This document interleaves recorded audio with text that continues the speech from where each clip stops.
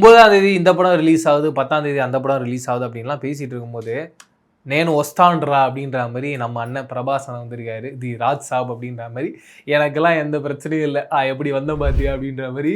அங்கே தெலுங்கு ஃபேன்ஸ்லாம் பயங்கர ஜாலியாக இருக்காங்க. நானும் ரீசெண்டாக படம் பார்த்தேன்.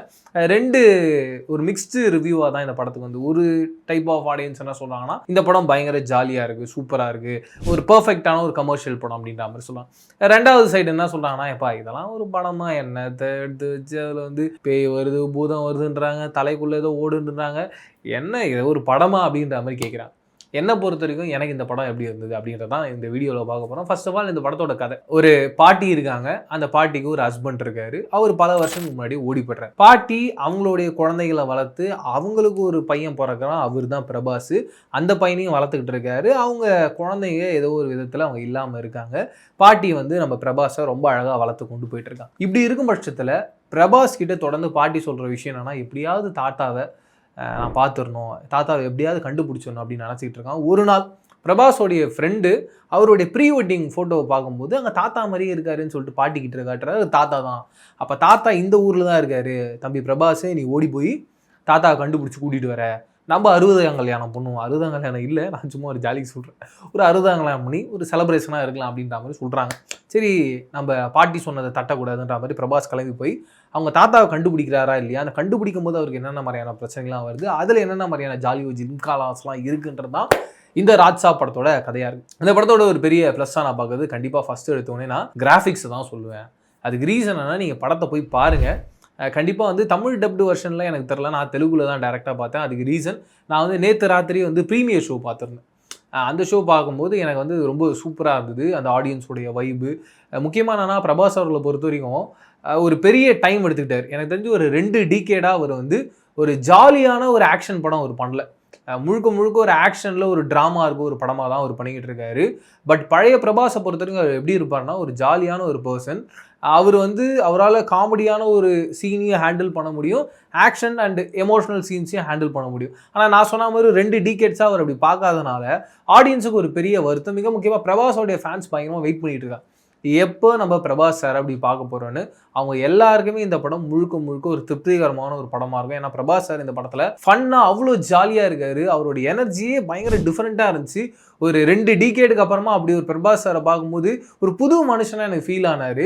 ரொம்ப சந்தோஷமாக இருந்துச்சு. அவருடைய பர்ஃபார்மன்ஸாக இருக்கட்டும், அவருடைய காமெடி டெலிவரியாக இருக்கட்டும், அவர் அந்த செட்டுக்குள்ளே நடத்துகிற ஃபன்னாக இருக்கட்டும், அவர் கூட ஒர்க் பண்ணுற ஆர்டிஸ்ட் கூட அவர் எப்படி கவுண்டரை வாங்கி அவர் ஒரு கவுண்டரை கொடுக்குறாரு அப்படின்ற ஒரு விஷயமா இருக்கட்டும். இதை தாண்டி இந்த படத்தோடைய டைரக்டர் மாருதி அவர்கள் அவருடைய கேரக்டர் எப்படி ஃப்ரேம் பண்ணியிருக்காருன்னா, இப்போ எக்ஸாம்பிள் என்னப்பா பால் வாங்க போறியானா, கண்டிப்பாக அந்த கேள்வியை கேட்குறவருக்கே தெரியும் அவர் பால் வாங்க போகிறாரு அப்படின்றது.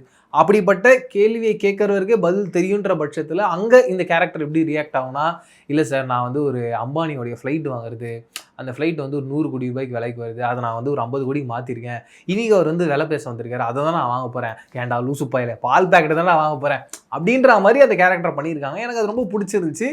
ஒரு சில இடங்களில் வந்து நிறைய இடத்துல நமக்கு தெரிஞ்சுங்களாவோ இல்லை நம்ம கேரக்டரே ஏதோ ஸ்க்ரீனில் பார்க்குறோமோ அப்படின்ற ஒரு ஃபீல் தான் எனக்கு இருந்துச்சு. பயங்கர ஜாலியாக இருந்துச்சு. படத்தோட ஃபஸ்ட் ஹாஃபையும் அவங்க அப்படி தான் ஃப்ரேம் பண்ணியிருந்தாங்க. அண்ட் படத்தோட ஃபஸ்ட் ஹாஃப்லேயே ஒரு 3 ஹீரோயின்ஸ் வராங்க. அது ஒரு எனர்ஜெட்டிக்காக இருக்குது, அது ஒரு வேறு ஒரு லெவல் ஒரு வைப் இருக்குது. ஏன்னா ஒரு லெவலில் மாளவிகா மோகன், இன்னொரு பக்கம் நிதி அகர்வால், இன்னொரு பக்கம் இன்னொரு ஹீரோயின். கிளாமருக்கு பஞ்சமே இல்லாமல் வெறும் கிளாமரை மட்டும் அவங்க ஹேண்டில் பண்ணல, அந்த கேரக்டர்ஸுக்கு ஒரு ஸ்பேஸும் இருந்தது. அவங்க வரும்போதெல்லாம் அந்த சீனாகவே அந்த கதையாகவே வந்து அவங்க யூஸ்ஃபுல்லான ஒரு ஸ்பேஸ்க்குள்ளே இருந்தது. அதையும் இந்த படத்துடைய டேரக்டர் மாருதி ரொம்ப கரெக்டாக பண்ணியிருந்தாரு. அண்ட் ஆர்ட் டிபார்ட்மெண்ட் இந்த படத்தில் வந்து ஒரு மிகப்பெரிய ஒரு பேலஸ் ஒன்று பண்ணியிருக்காங்க, செம்மையாக இருந்துச்சுங்க. எனக்கு வந்து நீங்கள் பார்த்துருப்பீங்கன்னு நினைக்கிறேன், இந்த ஃப்ரைடே அப்படின்னு சொல்லிட்டு ஒரு வெப் சீரிஸ் வந்து நெட்ஃப்ளிக்ஸில் வந்திருக்கும். அந்த ஃப்ரைடேவை நான் சின்ன வயசில் ஆடம்ஸ் ஃபேமிலி அப்படின்னு சொல்லிட்டு அவங்க ஃபேமிலியே வந்து ஒரு கார்ட்டூனாக இருப்பாங்க, அதை நான் பார்த்துக்கேன். அந்த வீடு என்ன ஒரு செட்டப்பில் இருக்குமோ அப்படி ஒரு செட்டப்பை இந்த படத்துக்காக பண்ணியிருக்காங்க. பிரில்லியண்ட்டாக இருந்தது. அண்டு ஒரு ஹாரர் காமெடி ஜானர் அப்படின்ற வரும்பொழுது நம்ம இது வரைக்கும் சந்தானம் சார் படம் பார்த்துருப்போம், அந்த பக்கம் காஞ்சனா பார்த்துருப்போம். அந்த ஸ்பேஸுக்குள்ளே தான் இந்த கதை இருக்குது. ஆனால் இந்த கதையை அவங்க எப்படி டிஃப்ரெண்ட்டாக ஹேண்டில் பண்ணியிருக்காங்கன்னா, இதுக்கு முன்னாடி அந்த படங்கள்லாம் வெறும் பேய் அப்படின்றது மட்டும் காட்டுவாங்க. ஆனால் இந்த படத்தில் பேய் அப்படின்றதுனா இல்லாமல் கொஞ்சம் அடுத்த லெவலுக்கு போய் சைக்காலஜிக்கலாக கொஞ்சம் ட்ரீட் பண்ணலாம் அப்படின்ற ஒரு ஐடியாவுக்குள்ளே கொண்டு வந்தான். அது எனக்கு ரொம்ப பிடிச்சிருந்துச்சு. அண்ட் சைக்காலஜிக்கலாக ட்ரீட் பண்ணும்போது ஒரு கனவு உலகத்துக்குள்ளே இன்னொரு கனவு உலகம் அப்படின்ற மாதிரி போகிறாங்க. நீங்கள் இன்செப்ஷன் மாதிரியான படங்கள் பார்த்து வந்தீங்கன்னா, உங்களுக்கு அப்படிப்பட்ட படங்கள்லாம் பிடிச்சிருந்துன்னா டெஃபினட்டாக இந்த படத்தோட செகண்ட் ஹாஃப் உங்களுக்கு ஒரு மிகப்பெரிய ஒரு ட்ரீட்டாக இருக்கும். அப்படி ஒரு ட்ரீட்மெண்ட்டுக்குள்ளே தான் இந்த படத்தோட செகண்ட் ஹாஃப் போகுது. அதை இந்த படத்தோடைய டைரக்டர் மாருதி பயங்கர பிரில்லியண்ட்டாக ஹேண்டில் பண்ணியிருந்தாரு. எனக்கு அந்த கனவுக்குள்ளே போய் அவங்க யோசித்து அந்த ட்ரீம் வேர்ல்டுக்குள்ளே நடக்கிற விஷயங்கள், அங்கே அவங்க யூஸ் பண்ண கிராஃபிக்ஸ், தமனோடைய மியூசிக், சினிமாட்டோகிராஃபி, எடிட்டிங், இது எல்லாமே பிக்சர் பர்ஃபெக்டாக ஆடியன்ஸுக்கு லேண்ட் ஆகிருக்குன்றதுல டவுட்டே இல்லை. இந்த படத்தோட மைனஸ் பாயிண்ட்டாக எனக்கு என்ன இருந்ததுன்னா, இந்த படத்தில் ஒரு ஃப்ளாஷ்பேக் போர்ஷன் வருது. அதில் அம்மு அபிராமி நடிச்சிருக்காங்க. அவங்களுடைய பர்ஃபார்மன்ஸ் ரொம்ப அழகாக இருந்தது. ராணியா அவங்களுடைய பர்ஃபார்மன்ஸ் ரொம்ப பர்ஃபெக்டாக இருந்தது. ஆனால் என்னன்னா, படத்தோட ஹீரோவாக இருக்கட்டும், ஹீரோயின்ஸாக இருக்கட்டும், எல்லாருமே மிகப்பெரிய அளவில் இருக்காங்க. அவங்களுடைய வால்யூமாக, அவங்களுடைய ஃபேன் பேஸாக மிகப்பெரிய அளவில் இருக்குது. எக்ஸாம்பிள் பிரபாஸ் அவர்களை தெரியும், மாளவிகா மோகனை தெரியும், நிதி அகர்வாலை தெரியும். அண்ட் இந்த படத்தில் நடிச்சிருந்த வெவ்வேறு ஆர்டிஸ்ட், தாத்தாவாக வந்து சஞ்சய் தத் நடிச்சிருக்காரு. எல்லாருமே பெரிய ஆளு. நீங்கள் ஃப்ளாஷ்பேக் போகும்போது அந்த அளவுக்கு பெரிய ஆர்டிஸ்ட்டை உள்ளே போட்டிருந்தீங்கன்னா இன்னும் அந்த ஃப்ளாஷ்பேக் பயங்கரமாக எலிவேட் ஆகிருக்கும். அதை இந்த ஃப்ளாஷ்பேக் போர்ஷனில் இந்த படத்தோடைய டேரக்டர் மிஸ் பண்ணிட்டாரோ அப்படின்றது தோணுச்சு. அதை இன்னும் கரெக்டாக கிராக் பண்ணியிருக்கலாம். எக்ஸாம்பிள் நீங்கள் யோசிச்சு பாருங்கள், அந்த ஃப்ளாஷ்பேக் போர்ஷனில் அந்த ராணியா சப்போஸ் அனுஷ்கா நடிச்சிருக்காங்க அப்படின்னா அது எப்படி இருக்கும்? இல்லை தீபிகா படுகோனே நடிச்சிருந்தாங்கன்னா அந்த ஃப்ளாஷ்பேக் எப்படி இருந்துருக்கும்? இன்னும் அடுத்த லெவலுக்கு ஹையாக கொண்டு போயிருக்கும்.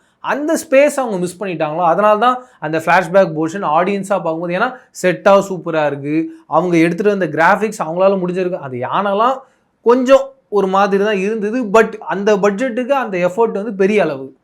அது நம்ம சினிமாவில் பார்க்குறோம், ஒரு சில பேர்கிட்ட கேட்டு இன்ஃபர்மேஷனை தெரிஞ்சுக்கிறோம், அங்கேயும் ஒர்க் பண்ணணுன்றதுனால எனக்கு தெரிஞ்ச அளவுக்கு அதோட அவுட்புட் பயங்கர பெஸ்ட்டாக வந்திருக்குன்னு தான் எனக்கு ஃபீல் ஆச்சு. அந்த யானை கண்டிப்பாக அதோடைய அந்த சீக்வன்ஸ்லாம் வரும்போது அந்த எமோஷன் நமக்கு கடத்தணும்ல, அந்த எமோஷனை எனக்கு கடத்து இருந்தது. அது ஒர்க் அவுட் ஆச்சு, அது நல்லா இருந்துச்சு. அது கொஞ்சம் மாற்றி பண்ணியிருக்கலாமோ, அந்த ஃப்ளாஷ்பேக் மட்டும் ஆர்டிஸ்ட்டாக கொஞ்சம் பெரிய வேல்யூ இருக்க ஆர்டிஸ்ட்டை வச்சுருந்தாங்கன்னா இன்னும் பயங்கரமாக இருந்திருக்குமே அப்படின்றது தோணுச்சு. அடுத்து என்னென்னா, படத்தோடைய pre climax and climax portion, அதில் நிறைய ஃபைட் சீக்வன்ஸாக வந்துக்கிட்டு இருக்குது. அதுக்குள்ளே ஒன்று போகிறாங்க. அப்படி போகும்போது அந்த டைம் டியூரேஷனாக இன்னும் ஒரு 15 நிமிஷம் ட்ரிம் பண்ணியிருந்தாங்கன்னா இந்த படம் இன்னும் பர்ஃபெக்டாக பக்காவாக இருக்குடா அப்படின்னு ஒரு ஃபீல் இருக்கும். அந்த ஒரு 15 நிமிஷம் எக்ஸ்டெண்ட் பண்ணுறாங்களா, அதில் என்ன வராங்க ஆடியன்ஸு, ஃபைட்டு எப்போ முடியும்? ஏன்னா நமக்கு டுவர்ட்ஸ் எண்டு தெரிஞ்சிருச்சு பிரபாஸ் சார் தான் ஜெயிக்க போகிறாரு. அதை வந்து எந்த அளவுக்கு கிறிஸ்பாகவும் எந்த அளவுக்கு ஒரு பாயிண்ட் டு பாயிண்ட்டாக காட்டுறோமோ அப்போ தான் ஆடியன்ஸுக்கு வந்து ஓகே, இப்போ படம் பார்த்தோம், ஜாலியாக இருந்தது, இங்கே ஒரு பிளாஸ்ட் மூவ்மெண்ட் இருந்தது, இங்கே ஒரு ட்விஸ்ட் இருந்தது, இப்படி முடிஞ்சது அப்படின்ற மாதிரி இருக்கும். ஆனால் இவங்க அந்த ஏரியாவில் கொஞ்சம் டைம் எடுத்துக்கிறதுனால, எப்பயும் எமோஷனல் சீக்வன்ஸுக்கு டைம் எடுத்துக்கிட்டால் பிரச்சனை கிடையாது. அது எமோஷனலாக ஆடியன்ஸை கனெக்ட் பண்ணிகிட்டே இருக்கும். ஒரு ஆக்ஷன் சீக்வன்ஸுக்கு அவ்வளோ பெரிய டைம் எடுக்கும்போது ஆடியன்ஸ் அந்த கதையை விட்டு வெளியில் வருவாங்க. அதுவும் ப்ரீ கிளைமேக்ஸ்லையும் கிளைமேக்ஸ்லையும் அப்படி ஒரு தப்பை பண்ணவே கூடாது. அந்த தப்பு தான் இந்த படத்தில் நடந்துருச்சு. ஏன்னா நான் நிறைய படங்கள் பார்த்துருக்கேன். படம் வெறும் கிளைமேக்ஸ் நல்லா இருந்து பிளாக் பஸ்டரான படங்கள் பார்த்துருக்கேன். படம் ஃபுல்லாக நல்லா இருந்து கிளைமேக்ஸ்லையும் ப்ரீ கிளைமேக்ஸ்லையும் ஏதோ ஒரு லேக் இருக்குது, ஏதோ ஒரு இடத்துல கோட்டை விட்றாங்கன்னா அந்த படம் ஃபெயிலியர் ஆகிற படங்களும் பார்த்துருக்கேன். அந்த ஒரு ஸ்பேஸுக்குள்ளே இந்த படம் வருதுன்றது தான் என்னோட கஷ்டம். பட் என்னை பொறுத்த வரைக்கும் எனக்கு இந்த படம் ரொம்ப திருப்திகரமான, மிகப்பெரிய எஃபர்ட் போட்டு ரொம்ப ஜாலியாக நிறைய கண்டென்ட்டை இந்த கதைக்குள்ளே கொண்டு வந்து, முக்கியமாக ஒரு ஹீரோயினாக மாளவிகா மோகன் வராங்கன்னா அவங்களுக்கு ஒரு ஆக்ஷன் சீக்வன்ஸ் கொடுத்துலாம் ஒர்க் பண்ணியிருக்காங்க. எல்லாத்துக்குமே ஒரு ஸ்பேஸ் இருக்குது. ஒரு படமாகவும் ஒரு பர்ஃபெக்டான ஒரு ஹாரர் காமெடியாக தான் எனக்கு இந்த படம் அமைஞ்சிருந்தது. இதை தாண்டி நீங்கள் தி ராஜ்சா படம் பார்த்துருந்தீங்கன்னா உங்களுக்கு இந்த படத்தில் எப்பேற்பட்ட விஷயங்கள்லாம் பிடிச்சிருந்தது இல்லைன்றதை கமெண்ட் செக்ஷன் ஷேர் பண்ணிக்கோங்க. வேறு ஒரு வியூவில் சந்திக்கிறேன். அது வரைக்கும் டாடா பாய் சொல்லிங்க. நான் பிரவீன் KS. பாய்.